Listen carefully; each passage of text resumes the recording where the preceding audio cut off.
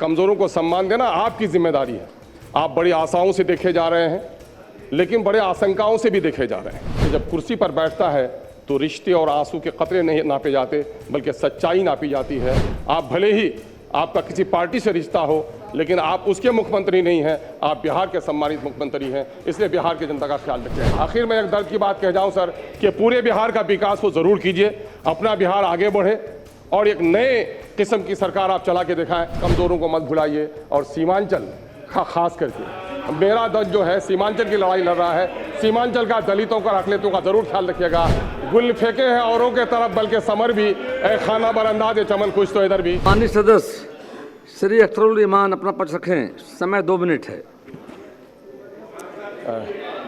माननीय अध्यक्ष महोदय, आपने मुझे समय दिया, इसके लिए शुक्रिया।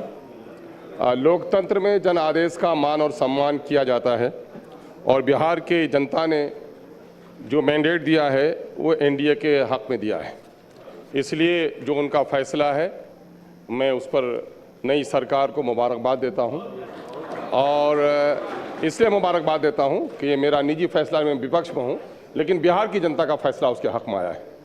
मैं दिल की गहराइयों से जनाब सम्राट चौधरी साहब को मुख्यमंत्री बनने पर, जनाब विजय चौधरी साहब के उप मुख्यमंत्री बनने पर और बहुत ही तजुर्बाकार हम सबों के बुजुर्ग नेता विजेंद्र यादव साहब के उप मुख्यमंत्री बनने पर दिल की अमीर गहराइयों से मुबारकबाद देता हूं। मैं जानता हूं कि इस वक्त शायद ये इतिहास का एक बड़ा पाठ है कि सबसे युवा मुख्यमंत्री अभी बिहार को मिल रहा है और ये सेकेंड जनरेशन का है।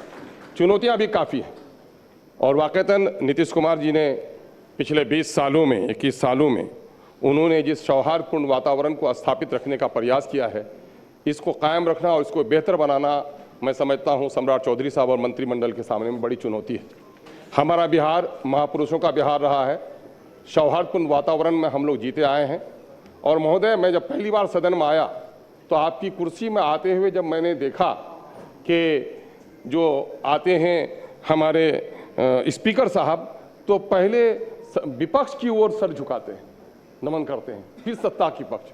मैंने कहा कि सत्ता के लोग चुने हुए और विपक्ष को इतना सम्मान, कहा कि हाँ, लोकतंत्र में यही है कि कमज़ोरों को सम्मान देना चाहिए और ये कमज़ोरों को सम्मान देना आपकी जिम्मेदारी है। आप बड़ी आशाओं से देखे जा रहे हैं, लेकिन बड़े आशंकाओं से भी देखे जा रहे हैं।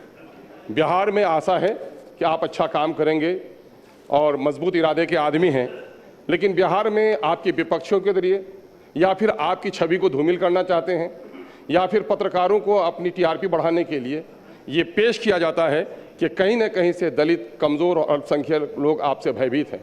हम आपसे कहना चाहते हैं, मैंने पिछले सदन में भी पिछले मौके से भी कहा था कि मुझे अक्सर ऐसे मौके पर न जाने क्यों प्रेमचंद जी याद आते हैं कि जिन्होंने अपने पंच परमेश्वर में कहा था कि जब कुर्सी पर बैठता है तो रिश्ते और आंसू के कतरे नहीं नापे जाते, बल्कि सच्चाई नापी जाती है। आप भले ही आपका किसी पार्टी से रिश्ता हो, लेकिन आप उसके मुख्यमंत्री नहीं हैं, आप बिहार के सम्मानित मुख्यमंत्री हैं, इसलिए बिहार की जनता का ख्याल रखिएगा।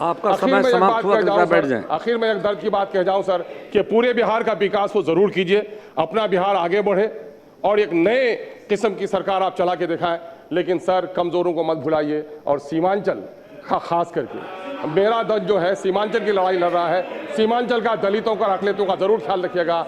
गुल फेंके हैं औरों के तरफ, बल्कि समर भी खाना बरंदाज चमन कुछ तो इधर भी। बहुत बहुत शुक्रिया, बहुत बहुत शुक्रिया।